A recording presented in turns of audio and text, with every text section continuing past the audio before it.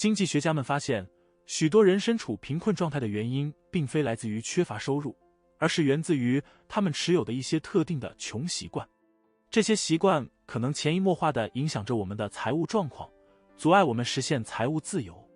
作家罗伯特·帕特南在《我们的孩子》一书中追踪访问了生活在美国各地的107位年轻人，得出了这样一个结论：在一个阶级固化的社会里，寒门再难出贵子。穷人家庭物质层面的有限，决定了孩子成长与教育环境，这也直接决定了穷人下一代与富人层级的差距。富人家庭在物质层面的优越，决定了富人下一代的起跑线远远高于穷人家庭的孩子。寒门再难出贵子，富贵尽是公爵家。贫富的差距表面看是阶层的差距，其实富裕和贫穷同样会遗传给下一代。尤其在阶级固化的社会，贫富的传承与世袭决定了富者恒富，穷者恒穷。穷人想要改变命运的齿轮，就要戒掉这些坏毛病，否则一辈子都很难翻身。一、不愿意学习，永无出头之日。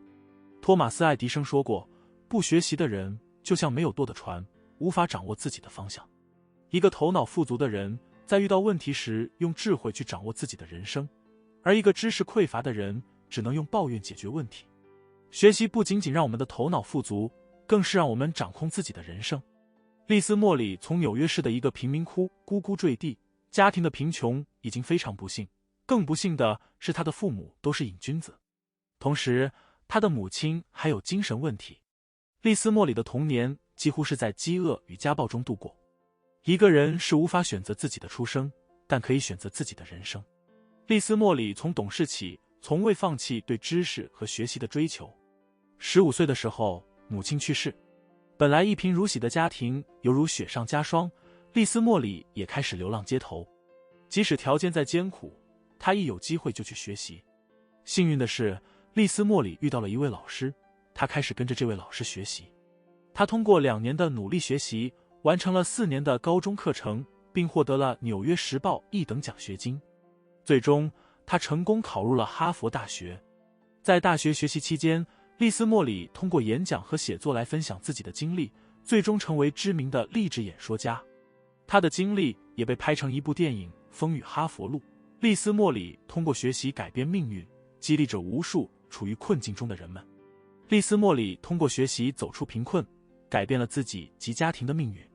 贫穷不可怕，比贫穷更可怕的是不愿意学习，所以注定贫穷永无出头之日。命运的改变永远垂青于那些爱学习、不满足现状的人。2. 消极的心态注定无法改变人生。著名心理学家威廉·詹姆斯说过，我们这一代人最重大的发现是，人能改变心态，从而改变自己的一生。一个人想要逆天改命，就要拥有积极乐观的心态，放弃消极的心态。消极只会让状况越来越糟糕，拥有积极的心态也将拥有更好的结果。哈尔在早起的奇迹讲述了自己的故事。在经历一次严重的车祸，骨折11处，临床死亡6分钟后，哈尔奇迹般的活了。医生说能活下来是个奇迹，但他的大脑受到永久性损伤，记忆无法恢复，也无法正常行走。哈尔在面对医生的判决书，开始陷入了消极。经过一段时间心理挣扎，哈尔觉得消极只会让情况越来越糟。哈尔决定改变现状，为什么自己不能创作一个奇迹呢？哈尔平静地接受了自己的现状，开始用积极的心态去对待一切。第一次开始尝试让自己恢复记忆，在经历了一次次的失败后，哈尔终于渐渐地恢复记忆。哈尔记忆力的恢复又创造了一个奇迹，这让医生再次感到震惊。在记忆恢复后，哈尔又同样以积极的心态练习走路。从开始借助辅助工具学习走路，他付出了常人难以想象的努力。尽管整个练习走路过程异常艰难，但哈尔更是积极对待，就好像上天永远在眷顾这样的人。哈尔再次创造了医学界的奇迹，终于和正常人一样行走自如。哈尔称自己的故事并不是奇迹，只要有积极乐观的心态去看待问题，一切都不是问题。接受现实，拥有积极乐观的心态，做出改变，人生才会迎难而上，最终做出改变。如果一味消极、自我否定，人生的命运注定会像钟摆一样来回摆动，结果是无法改变人生。3. 拖延症只会拉开人生的差距。汤姆·康奈兰在1%法则里阐述一个概念：优秀和卓越的差距仅为1%，只需要行动起来提升1%，你就能离成功更进一步。优秀的人有想法立刻马上行动起来，拒绝拖延，你就已经赢得了85%的人。即使再好的想法不去行动，注定与成功无望。扎克伯格在大学时代，舍友调侃可以做一款校园女生相貌评分网站。扎克伯格马上被这个主意吸引，没有一丝犹豫，立刻行动起来。20:13，做相貌评分得先要有照片。扎克伯格利用自己的知识，从校园网下载女同学的照片，很快通过技术手段获得了照片。22:17，开始编码进行网站开发。尽管在编码过程中遇到一些技术问题，对于扎克伯格这个技术狂都不是问题。凌晨2:08，照片评分涉及到一种算法，好在舍友的算法分享，经过简单调试，网站成功上线。舍友们都为扎克伯格的行动力感到不可思议。凌晨4点，扎克伯格的新网站引来大量用户访问，结果使校园网瘫痪。仅仅6个小时，扎克伯格一手演绎，将一个想法变成了产品。在创建脸书帝国时，扎克伯格的行动力又如出一辙。温克勒佛斯兄弟在2002年的时候，打算开发一个大学生社交的网站，但一直没有付出行动。有一次在给扎克伯格分享了社交网站创意，同时一再确信这个创意绝对行得通，只是他们没时间开发。扎克伯格在得到这个创意的时候，立刻就行动起来，而温克勒佛斯兄弟却浑然不知，二人将时间沉浸在皮划艇上面。2004年，扎克伯格建立了脸书。当温克勒佛斯兄弟得知此消息后，悔恨当初，一怒之下将扎克伯格告上法庭。最终，兄弟二人得到了部分赔偿，但对于扎克伯格的脸书帝国来说，微不足道。扎克伯格的成功就在于立刻马上行动，绝不拖延。最终能将想法付诸行动的，也是拉开人与人的差距。如果只去想不去做，注定没有任何结果。但凡优秀的人最懂得拒绝拖延，立刻马上行动，才会赢得成功。4. 花钱大手大脚，毫无规划。当代社会中，许多人面临着一个普遍的问题，尽管他们拥有体面的工作和可观的收入，但每个月结束时却总是发现资金不足。这并非是因为他们赚得太少，而是因为他们的支出过大，导致收支不平衡，难以积蓄。这种情况在大城市中尤为常见，尽管平均收入相对较高，但生活成本也随之增加。之前在网上就有人曾发表过这样的吐槽：一个科技公司员工尽管收入不菲，却仍然依赖信用卡来维持日常生活。这种现象与他们对金钱的消费态度密切相关，他们倾向于挥霍金钱，缺乏财务规划，导致储蓄几乎为零。他们习惯于购买昂贵的服装，频繁邀请朋友共进晚餐或饮酒，并主动支付账单。从外表看来，他们似乎是过着奢华生活的高端白领，但实际上这种生活缺乏规划，显得杂乱无章。罗伯特在《穷爸爸、富爸爸》一书中指出，成功并不在于你挣了多少钱，而在于你能够保留多少钱，并能够保持多久。事实上，挣钱的能力固然重要，但更为关键的是能够规划和管理个人财务，实现收支平衡。每一份资产都应该有明确的目标和用途，否则它们只不过是负债的另一种形式。挥霍无度永远不是解决财务问题的长久之计，唯有通过精打细算，才能够实现财富的稳健增长。因此，要想在今天的社会中取得经济上的成功，个人财务规划至关重要。这包括确立明确的储蓄目标，制定合理的消费预算，降低不必要的开支，积极投资理财等方面。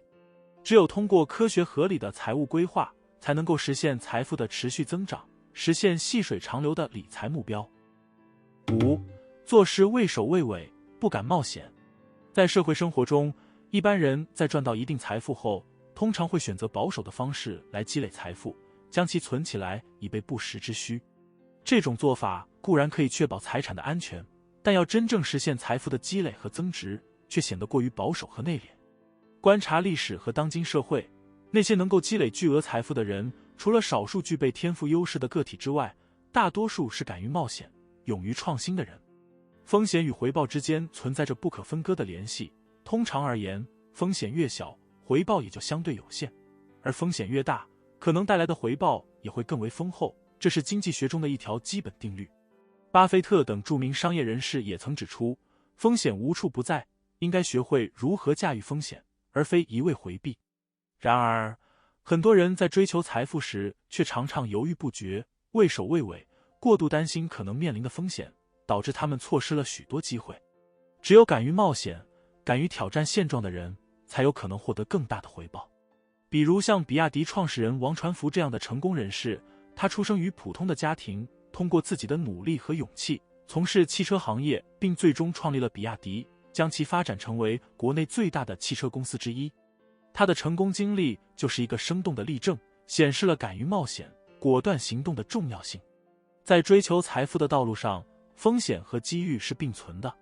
对于那些逃避风险的人来说，他们也就意味着错失了可能获得更多财富的机会。因此，想要赚取更多的财富，首先要有足够的勇气和心理素质，能够理性评估风险，并在充分准备的基础上，全身心地投入到实现自己目标的过程中。6. 不肯提升认知，固步自封。当我们审视社会中的个体时，我们会发现人们的行为举止往往与其认知水平和观念息息相关。这种认知水平的差异导致不同人对同一事物产生截然不同的看法和评价。有趣的是，有时候只有具有独特的见解和洞察力的商人，或者处于困境的乞丐，才能真正看清事物的真正价值。举例来说，对于一顿美餐，一般人可能会觉得满足，而有商业头脑的人则可能会考虑其利润和商机。同样的，在一个普通家庭中，一件古代瓷器可能只是被当作普通的器皿使用，但对于考古学家来说，它可能是一件无价之宝。这并不是物品本身的价值发生了变化，而是因为不同的认知水平造成了不同的价值观。然而，许多人的认知水平停留在某个固定的层次上，难以提升。更糟糕的是，他们可能会认为自己所做的一切都没有问题，拒绝改变和进步。就像那些侥幸中了彩票的人一样，一旦得到了意外之财，却可能会挥霍一空，最终陷入更加窘迫的境地。网上有一句话说得很好，你所赚的每一分钱都是你对这个世界认知的变现，你所亏的每一分钱都是因为你对这个世界认知有缺陷。这句话再次强调了认知水平对个人财务状况的影响。如果认知水平不够，可能会导致错误的决策和损失。因此，提升认知水平是至关重要的。只有不断学习、不断进步，才能够拓宽自己的视野，看到更多的可能性，并做出更明智的选择。